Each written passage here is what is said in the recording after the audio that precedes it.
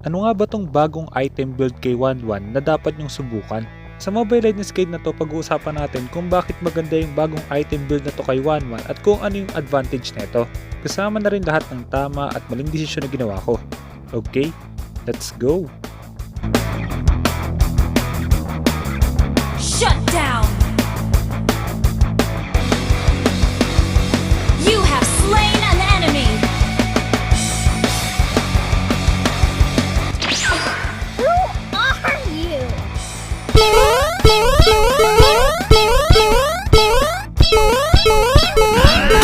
kill! Double kill! Why are you running? Why are you running?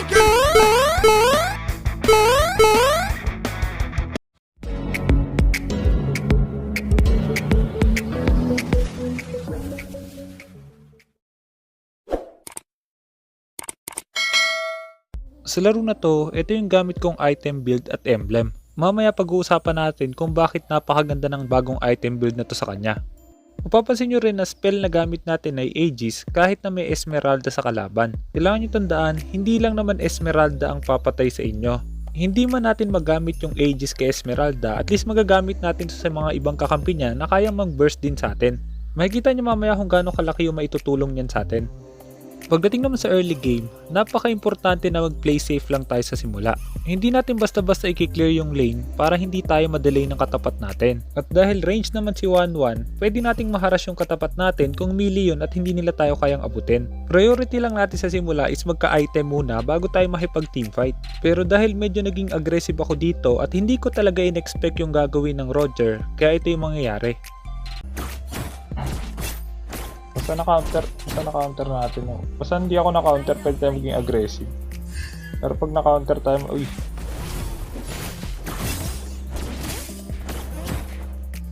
Ako yung nag-up ah.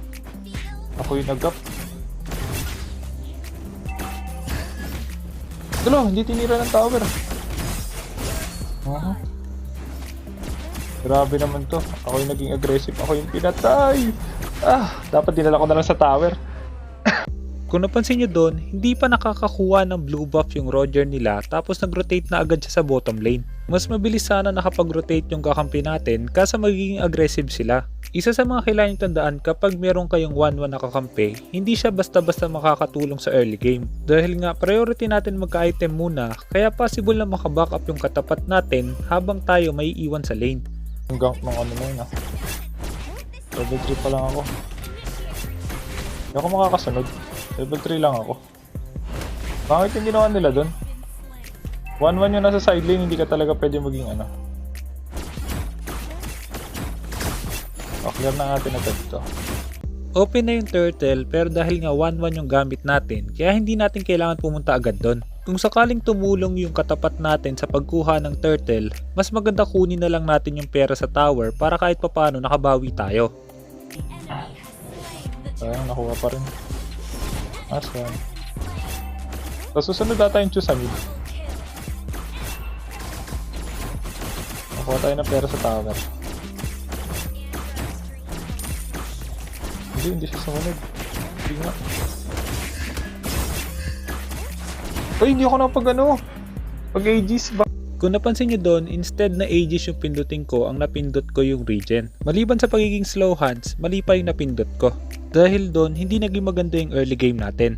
Naging malaki agad yung lamang ng Roger at Chu, pero para makabawi, kailangan mag-focus na tayo sa pagpa-farm. Bago tayo umabante, kailangan alam muna natin kung nasan yung mga kalaban. Pagdating naman sa item build natin, isa sa mga latest update kay Wanwan, gumagana na yung critical sa ultimate niya. Hindi man ganun karami yung critical na tumama, pero ang isang critical katumbas na ng 2 basic attack. Maliban doon, isa sa mga problema ni Wanwan is kapag marunong yung kalaban at hindi niya nagagamit yung ultimate. Sa build na to makikita nyo, kahit hindi tayo nakakapag-ultimate, malaki yung nadideal natin na damage. Maganda yung Windtalker at Scarlet Phantom para sa attack speed, critical at additional burst. Yung third item, pwedeng Demon Hunter Sword o kaya Wind of Nature depende sa kalaban. At yung 2 huling item, pwede nyong palitan depende sa sitwasyon. Possible yung Berserker's Fury or Malefic Roar para sa additional burst. Makikita nyo mamaya kung gaano kalaki yung burst damage ni Wanwan kahit hindi tayo makapag-ultimate.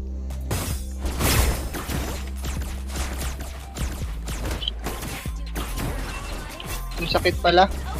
Hindi nga marunong. Kahit pa lang po ng item. Wala yun, Chu, umuwi. Uwi rin ako. Ay, hindi umuwi. Pagdating sa sitwasyon na to, dahil hindi pa natin nabubuo yung item natin at lamang yung kalaban, kaya dapat mag-play safe pa rin tayo. Bago tayo mag-push ng lane, kailangan alam natin kung nasan yung katapat natin at yung ibang hero. Wala. Kasha dito. Nasabi lang side siya.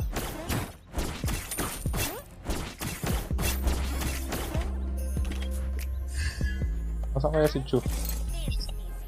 Sana mag-SS si Juan kasi ano si SS. Para makita natin si Chu. Ayun na, lumabas na.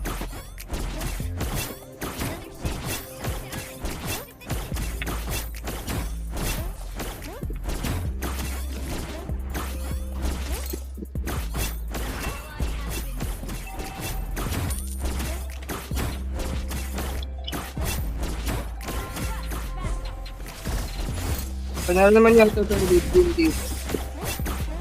One hit pa.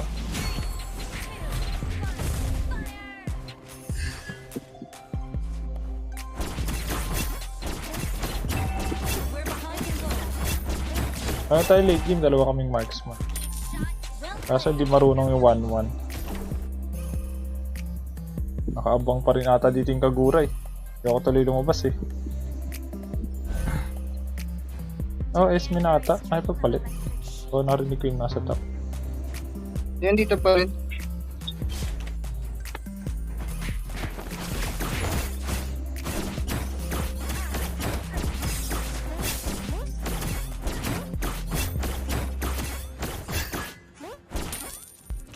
Pwede na ako maging matapang, nasa mid sila.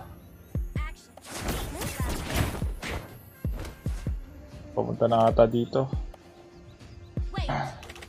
Attack the turtle. Kung nandito sila, back. Instinct na lang ang gumagana sa atin, yung instinct. Attack the turtle.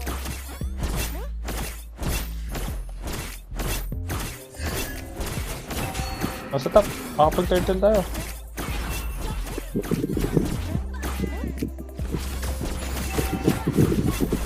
Kagura sa likod ko. Comboy niyan. Nice one. First kill yung pinang-in.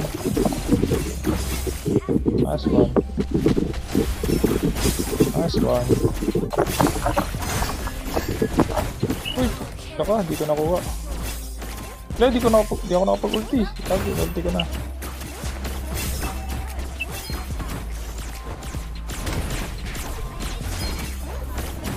One hit pa. Ayoko maging greedy. Kulang pa ako sa damage eh. Kailangan ko pa mabuo muna yung item ko. Mabubuo na natin yung first 2 items natin kaya mas makikita na natin yung potential ng build na to. Maliban doon, kung napansin nyo sa uling teamfight, nakakapag-deal pa rin tayo ng damage kahit hindi tayo nakapag-ultimate. Pero gusto ko ring malaman kung anong magiging experience nyo sa item build na to. I-comment nyo sa baba kung nakatulong ba yung bagong build na to or mas maganda pa rin yung lumang build. Wala ka dyan. Wind of Nature pa rin ako. Mas gusto ko pa rin Wind of Nature.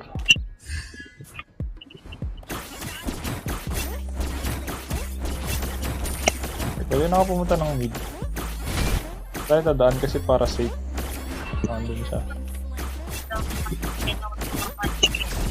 Kaso mababasag yung baba ako. Kailangan ko i-clear agad yung mid. Para makabalik tayo sa lane. Pinat na ulit. Hindi niya nakat. Dito ata siya.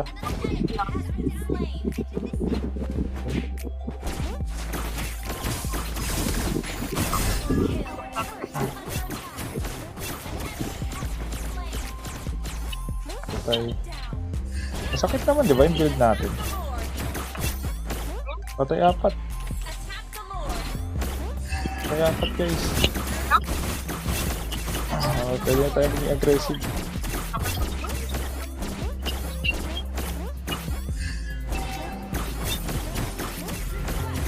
Isip ko tuloy kung ano na lang eh. Hindi na tayo mag-wind of nature eh. Ayaw mag-ano. Ayaw mag-lord ng ano. Why is this? Assist mo na ba? Assist mo na. Mag-assist na ata siya. Nice. Nakuha na natin. Out na. Layo. Galit tayo. Galit.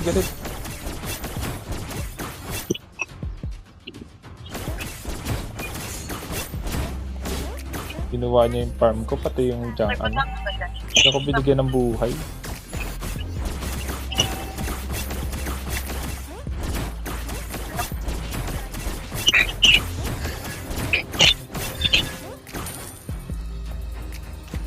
Crit. I don't like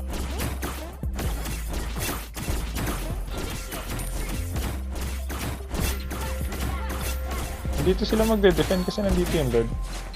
So, ayun na.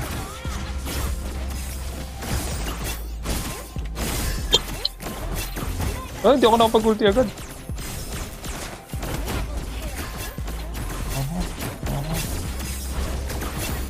Ayoko, di tayo magiging aggressive. Taktong agre lang.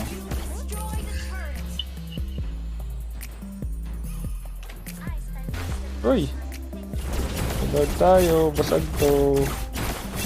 Effective lang tayo.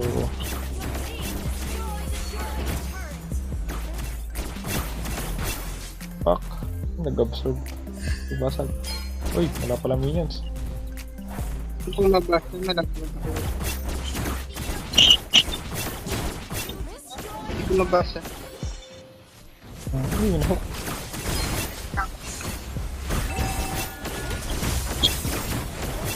Patay agad ako. Patay agad ako sa ano, Roger. Sa akin pala tumalon. Kaya gusto kong mag-wind of nature eh. So kung delikado yung buhay nyo, please lane nyo lang. Pero kung gusto nyo malaman kung nasan yung kalaban, dapat pressure. Kasi hindi lalabas ng base yung kapag naka-pressure yung lane. Ay, wind of nature pala ako.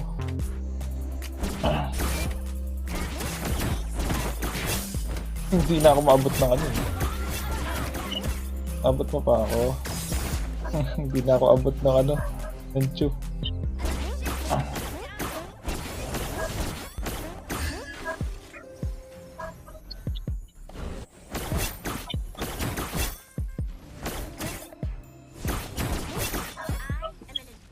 Push first.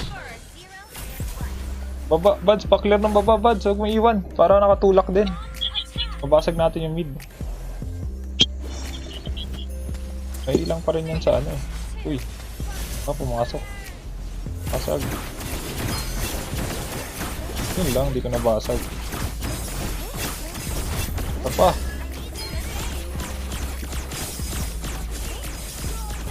Hindi naman masakit, diba? Hindi naman masakit si Wanwan.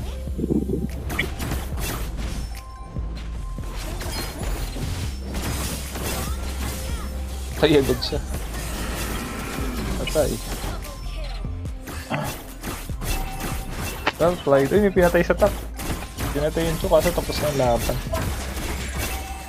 Sana may natutunan ka sa guide na to, at kung meron kang guide na gusto ipagawa, i-comment mo lang sa baba, susubukan gumawa ng guide tungkol doon.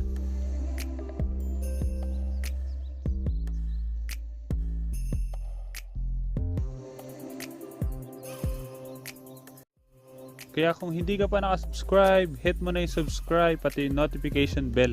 Basta lagi mo lang tatandaan, kung gusto mo mag-improve, just master the basics. I'm out.